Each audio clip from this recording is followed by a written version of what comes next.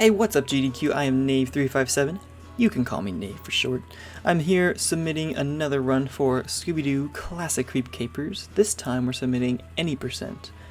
So unlike any percent no SNL, which I cannot save and load, this one I can, which saves time. What do you know? It saves about a minute, I believe. It's actually what you would think it would be really beneficial. It's not too terribly beneficial, but I'll showcase that as we go along. So the rules for timing are pretty similar to the last one, where we will start time on new game and then end time upon seeing the credits at the end of the game. Other than that, pretty much anything's fair game. You'll notice that I do a lot of mashing to skip a lot of cutscenes. We pretty much don't watch a single cutscene in the game. So you'll notice that both from my controller capture in the bottom left hand corner, as well as probably hearing it on the mic, so I'll go ahead and apologize in advance for that. Hopefully it won't be too bad. Usually it's not, but sometimes it picks up. Anyway, I'll sort of explain the game as we go, explain some of the differences with any percent as we go. But let's go ahead and jump right into it. So we'll start in 3, 2, 1, go. So right off the bat we are skipping some cutscenes here, where basically the story is Shaggy and Scooby are coming home from a matinee in which they saw some sort of scary movie, and you know, they're big scaredy cats, and then they hear a car crash, and lo and behold, there's a truck on fire. So luckily we find a fire extinguisher, we put out the fire, but we didn't find a driver. We found some other clues, and then right there I skipped a lot of cutscenes in which we met with the gang at a museum. We couldn't get into the museum because it was closed because there's a Black Knight ghost sort of character terrorizing everyone. So we got a ladder off of the van and broke into the second floor. Took the elevator downstairs, unlocked the door to let the gang in, and then Velma, that's right, Velma, not Daphne, got kidnapped by the Black Knight. So now it's our duty to go around and collect clues and trap pieces. Those are the two primary things that you can pick up in this game. There's technically, I guess, 4 item types. There's clues and trap pieces. And then third, there are disguises, which unfortunately we don't use in any of the speedruns of this game at the moment, unless we ever do like 100% or something like that. And then there are puzzle pieces, which kind of like this key, like it's not really a puzzle piece, but it's a required item to progress because we need it in order to, you know, unlock a door and go through the level. So in that room that we just did, we picked up 2 pieces, the brush and the canvas. Now technically you could do a save and load out of that room, but unless you're like a task bot, it's actually sometimes slower to save and load, so I'll demonstrate. So we have to save and then load and then skip the intro scene, and that puts us back to, basically it puts us back to whatever door that we just most recently entered. So now we're going to go here into the Egyptian wing, where we will run into the Black Knight. We will find our true enemy. Pick up this last clue inside the sarcophagus. Actually, not the last clue, but I mean the last clue in this room, I guess you could say. Hopefully we can get what's called a perfect night. No, we didn't. I was gonna say, hopefully we can get a perfect night escape where we actually run away from the Black Knight without taking any damage. But not only did we get hit right at the beginning, Scooby was following down the hallway, so we would have had some collision with Scooby that would have slowed us down anyway. We picked up Velma's glasses and went into this cellar room. Yes, we're a horrible, horrible pet owner because we left Scooby out there with the Black Knight just so that we could come down here by ourselves. So here's another. This area is actually one of the few where saving and loading is way faster, because rather than having to maneuver through that entire room, we can just save and load and it puts us right back at the beginning of the basement, which is super helpful. So now we'll do a glitch where we sort of go through this wall and we find Velma, we give her the glasses, and then boom, we skip a lot of cutscenes in order to get to the point of the game where we can do our first item drop-off with Fred. We give him all of our clues and trap pieces, and then he devises a plan to capture the Black Knight. So, of course, Scooby and Shaggy are the bait. We have to go through the prehistoric wing here to go find the Black Knight and then have him chase us all the way back there to the Egyptian exhibit, where basically what happens is Fred uses the flashlight to shine a giant shadow of himself while using the voice recorder to create a horrific sounding laugh, which is just Scooby's laugh played at like 25% speed or something. And then it scares the Black Knight. He's stunned for a moment, and the kids literally drop a bag of sand on his head, which knocks him out, I guess, and we uncover his true identity. Which, spoiler warning, the true identity of the Black Knight in this game is Mr. Wiggles, I believe was his name, the museum curator. So the reason I'm stopping and waiting is because we actually got really bad Black Knight movement here. We want him following us as closely as we can, because if he's not like right behind us as we exit, then he actually doesn't follow us into the Egyptian room. We have to go back and get him. So after we did that, the gang came out here to apparently what I guess is Tibet, and we went to a snow lodge. They said, hey, we need some firewood. So they sent Scooby and Shaggy to get firewood, and there's a snow ghost. Because for whatever reason, the lodge didn't have firewood already. I'm not sure. The snow ghost is chasing us. We run back here to the lodge. We tell the gang, oh no, we found a snow ghost. And then it's up to us to find some more clues and traps and whatnot. So we come into this library. We find the snow ghost's cohort, one Mr. Leech. He's talking on the ham radio there. Sort of showed it off for just a moment. But we take some intentional damage here so that we can run into him and grab this invoice, some sort of financial document which ties him to the overall bad guy of this. Oops. Okay, Scooby. See, Scooby pushed me out of the way and I hit the door. But sort of the overarching bad guy of this game, his name is R. Necros. I think his first name is Raul. I'm not entirely certain on that. Don't quote me. But basically, in every chapter, we find evidence that ties the villain of the chapter to a Mr. R. Necros. And just like the invoice here, we also got an invoice in Chapter 1 whenever we put out the fire on that truck. You might have missed it, but there was an invoice there. So now we got all the pieces we need. We picked up some jewels, and we're going back here to the gang. There we go. So this level doesn't have a whole lot of saves and loads that you can really do.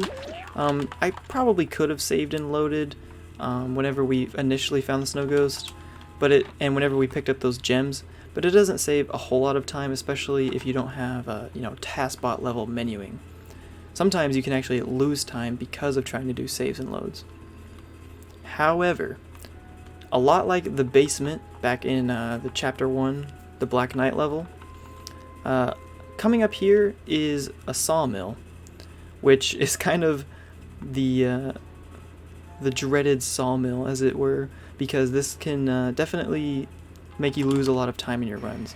You basically have to maneuver through these logs, and I maneuvered through the first 4 perfectly, but you'll basically always get hit at least once or twice. And the reason saves and loads are much better here is because if we save and load, boom, we're back at the beginning of the sawmill. And we don't have to go back through all those logs. So we only took 1 hit. That's really good. That was a really good sawmill. Glad to show that off. Next, we picked up this bone, which we will take over here to this cave.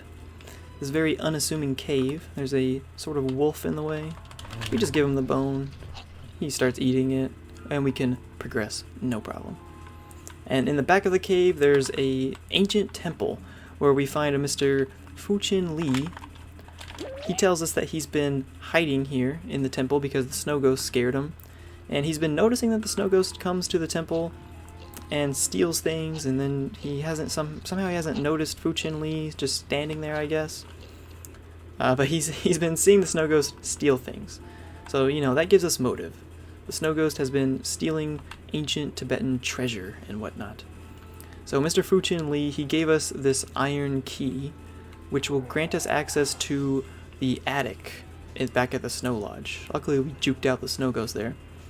If you get hit by the main villain, you take like double damage, and just waste time by getting hit. Pretty much every time you take a hit, it wastes about 2 seconds, so luckily we were able to juke him out. So we come back to the lodge, we tell the gang, hey, I found Mr. Fu Chin Lee! And now we're going upstairs. Not before we stop by this room to pick up one more trap piece. We're going to pick up a white sheet, because whoever was staying in this bed just doesn't need it. Alright, great. So, as you might have noticed by now, Scooby, even though this is a Scooby-Doo game, he's kind of the worst character. Literally, like, I hate Scooby-Doo in this game. Everything else, he's perfectly fine, I love him, but in this game, he's the worst. If I could cheat to, like, code him out of the game, and it not, like, invalidate the run, I would do it.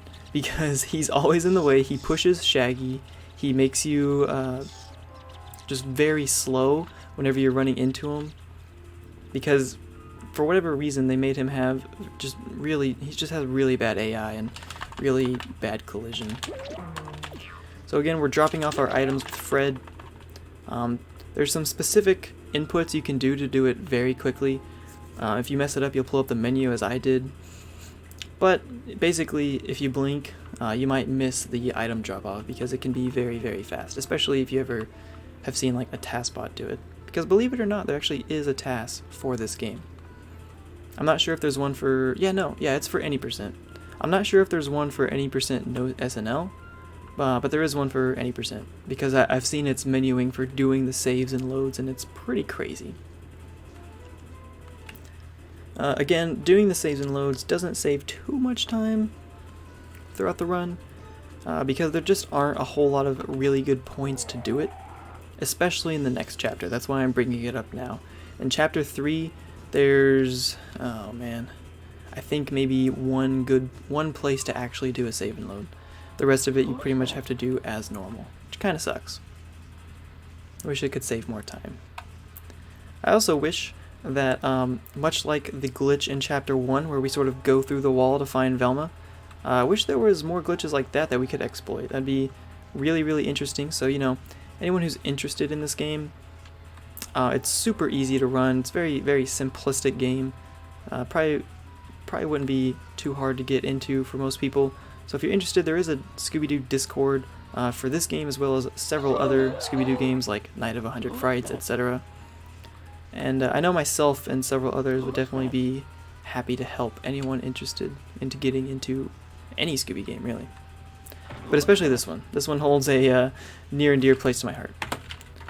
Oof, plus 37. Not looking too hot right now, but that's fine. This is just my submission video. I'm not trying to break world records or anything, but I will mention again, in case I didn't, I don't quite remember. Basically, I'll go ahead and get into my story of how I got into running Scooby-Doo Classic Creep Capers for the N64. So I started out with my N64 console, the actual thing, and I basically got my any percent no SNL time down to 29:14, because that's my primary category. That's the one I like the most. And for console, that's really good. Whenever I had gotten into the game, it hadn't really been played by anyone in like 2 years, and I pretty much got world record consistently. I was breaking my own record over and over until I got down to 29:14. I was finding new strats, finding new paths or routing, finding the most optimal and efficient ways to equip items, all that good stuff. So once I had gotten to that point, one of my friends had seen my streams, seen my runs, and he was interested in playing. So he started doing it, but he started doing it on emulator, which is what we're playing now. And I realized that in order to stay competitive, I'm going to have to switch to emulator because it's just way faster. So that's where we are now. And now I currently have the any percent record at 26:40, and he has the any percent no SNL record at, I'll have to get back to you on that because I don't quite remember. Save. We have to equip that iron key first. That's why I took that extra hit. Hello, game. But yeah. So yeah, I held both world records for a couple months, and then he, a couple weeks ago, came in and stole it back. because we have a nice friendly competition where we pretty much just trade the records back and forth quite a bit. It's really fun. You know, having that sort of interaction makes speedrunning a lot more fun when you have a good community. So with this, we have NSE. These statues start out by facing certain directions. NSE, SWN, I believe. Oh, did I not put the third statue facing north? I didn't. SWN, there we go. Should work. Yeah. So basically, those tiki statues, my least favorite part of this level for sure. There are only so many, there's only a certain number of patterns that they can spawn in. And each pattern has a certain solution. And so some patterns have the same solution. Like, you know, our solution now is SWN or southwest north. But I wouldn't doubt if there are other spawning patterns that would also have southwest north as their solution. And then this next puzzle, quote unquote puzzle, we need to enter these numbers 3, 4, 2, 1. I keep them written on my splits just so I never forget. It's not too hard though. Basically, we enter these numbers in a certain order. This one is always the same, it never changes, unlike the tiki heads are RNG. And then we get into this underground volcano cavern area. Now this area, as you can see on the ground there, shoots up lava rocks, which is super unfortunate because they are very... The locations where they spit out to are designated, but the timings that they can do so are random. So sometimes you'll be walking along and maybe a lava rock jumps up into the air and bites you. Or sometimes you might be walking along and just as you're about to step onto the next, like your next footstep basically, a lava rock will hop up and land right in front of you and there's pretty much nothing you can do to avoid it. So sometimes you take just random hits for no good reason and it kind of sucks, but not much you can do about it. So again, chapter 3, there's really no areas to do saves and loads unfortunately, except for that graveyard after we picked up the key. It saves about 30 seconds, I believe. So it's a really good save. I mean, the saves that you can do with the save and load strats are pretty big. You know, there's not really any that's like, oh, you're gonna save 2 seconds. They're usually big chunks like that. But for the most part, the strats between any percent and any percent no SNL are by and large the same. And you'll also have noticed that chapter 3 has very few items to pick up. Very few clues and trap pieces. So you know, if this were to be run at GDQ or something, pretty much chapter 3 is a very good area to do a lot of donation readings and things like that, just because you do a lot of walking around.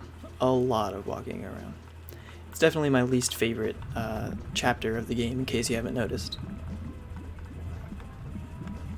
So we're gonna, basically, we got all the traps and clues.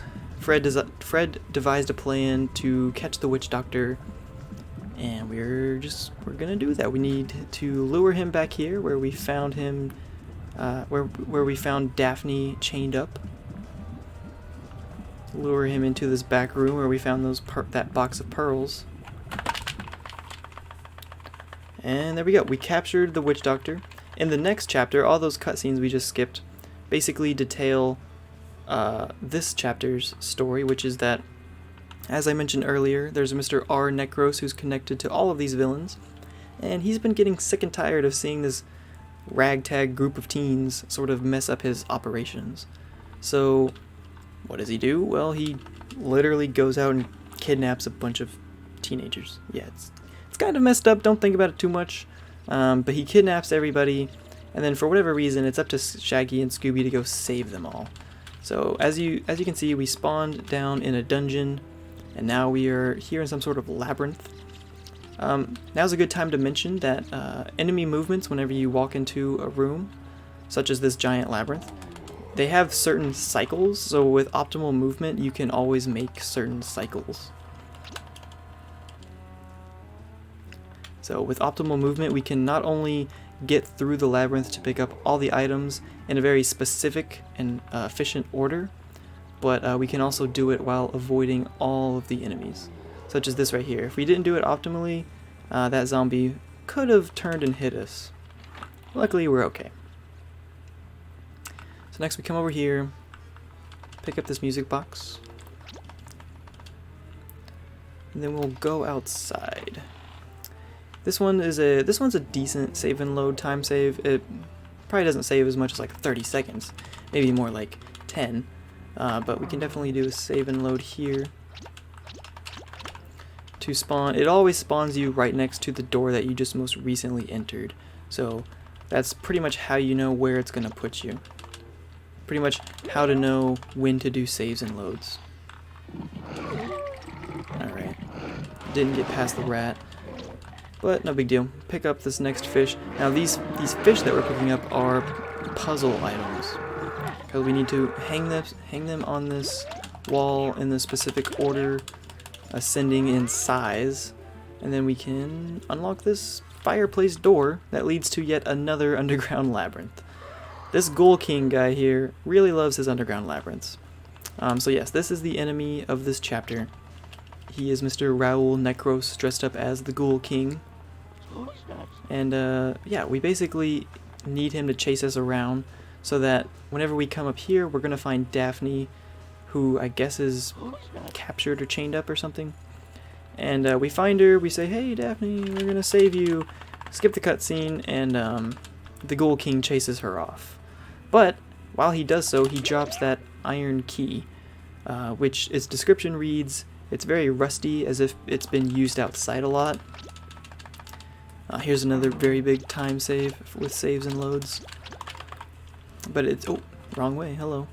But its description reads that it's been used outside a lot from the rust and everything on it. So that's a clue that we need to go back outside into that graveyard and use this key on the shed that is locked out there. Let's go out here to the graveyard, pick up this hammer, and now, you know, I was mentioning that I really explored routing and item efficiency in this game back when I was first getting into it, and it hadn't really been done before. Me and the other record holder for this game, we definitely did a lot of that together, and I definitely did a lot of it on my own. And so one thing I was pretty proud of was just finding the best item efficiency, and this room is a very good example. So right before you pick up the net, you need to equip the hammer you just picked up, then use it, then equip the bug spray that Fred gave us after he was released from the coffin, and then pick up the ladder rungs. It's kind of a slight detail, like it's very minor, it doesn't seem like it would be that important, but it really is. Because the game, the way behaves, unless you do a save and load, is that whenever you open, oh hello, walking right into enemies. Whenever you open your menu, your item inventory, it will always have the last item that you just picked up as the, you know, first selectable item. So having this knowledge, we know that we can just like that. Since we used the bug spray, the next item we'll have is the next item we picked up, which is the ladder rungs. So knowing this, we know that we can predict what items we're going to have in our inventory and what slots and everything, which will allow us to use them in a very efficient manner. Basically, it's a very long-winded way of saying, you know, we're just trying to optimize our menuing, because going through the menu for the items is very slow. You want to reduce that as much as you can. Alright, so we sort of take some necessary hits here in this clock tower to come free Velma. She wasn't tied up like Daphne was, but for whatever reason she was trapped, I guess. If you actually listen to her dialogue, she mentions that it's because the ladder rungs were gone. So I guess that's kind of a believable excuse, but still, like, come on. Come on, Velma. We know you can do better than that. So there's another save and load that saves a little bit of time. I wouldn't say it's too much, but it definitely does a little bit. We'll pick up our last item here, the Tibetan chimes. Last item in this clock tower, anyway. And the reason that we equipped the music box next was because we picked up that large gear, and the large gear and the music box always go right next to each other in the inventory. So, you know, just to minimize the item menuing. That's whenever we equip it. Alright, so then we use the music box to put this giant tentacle monster to sleep. Don't ask me why he has a giant tentacle monster. And then we pick up a newspaper and an art piece from the museum that we were in Chapter 1. Right here we can equip the large gear again, since, you know, like I mentioned, the music box and large gear are right next to each other in the inventory. Because we're going to need that to place it within this contraption in this tower that will unlock the drawbridge for us. Then we can do another save and load right here that saves a little bit of time. So yeah, you can see the menuing for saves and loads is it's a little weird at first, which is why if you ever watch a task of this game, the task just absolutely obliterates the menuing. It's crazy. But it is kind of awkward because it backs out. After you do a save, it backs out to the main menu and you have to re-enter and go down to the load. It's just kind of awkward. We're making our way across this drawbridge that has, again, more tentacle monsters. Don't ask why. Here's another very large time save. Rather than going across the bridge again, we can just save and load back to the door. Skip a cutscene where we tell the gang, like, hey, we just found... Oh, I forgot to equip the golden key. This is what I'm talking about. If you don't equip items before saving and loading, you have to go through your whole menu, which is super slow. So we just had a cutscene that we skipped where we told the gang, hey, we just found the mystery machine, we can leave this crazy castle.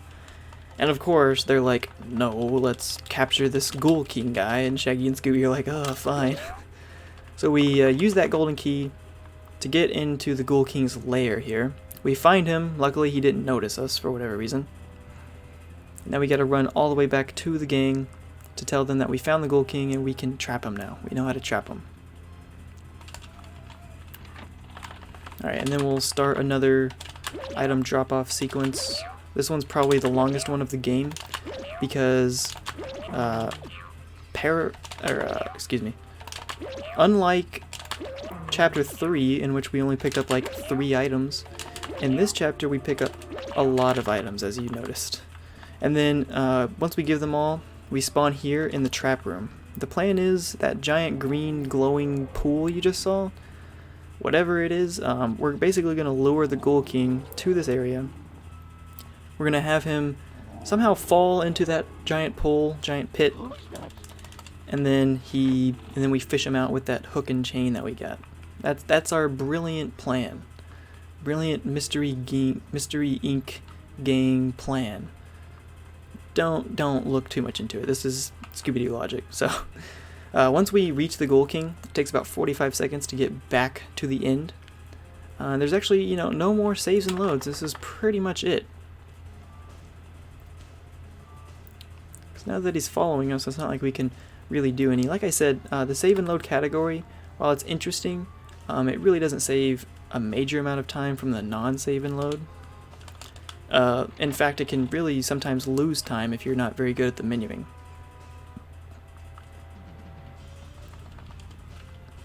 Alright, so with some perfect cycles here, the enemies will always be in a certain place from whichever door you enter or leave from.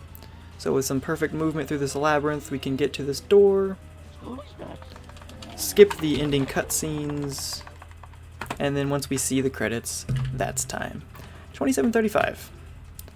That's not too bad. I mean, it's not like a full minute off of my record of 26:40. But not too bad. Not too bad.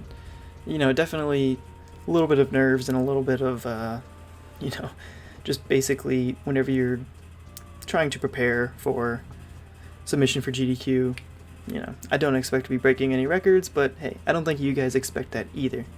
You just need a good submission to see. So again, I'd like to mention, you know, the Scooby-Doo Discord, very, very nice thing to join for anyone who's interested in this Scooby-Doo game, or really just any Scooby-Doo game. It's really awesome. For this game in particular, you know, as I mentioned, me and my friend were the record holders. I was holding both records, but we sort of swapped back and forth, so If we had a third member who wanted to swap between us, that'd be super fun because competition makes this game really fun. It's really easy to get into. It's really not that bad. And we'd love to help you. So yeah, again, thanks for watching. Really appreciate it. GDQ, hopefully I'll be hearing from you soon. I just really appreciate you taking into consideration this run. So thanks again, and we'll see you later.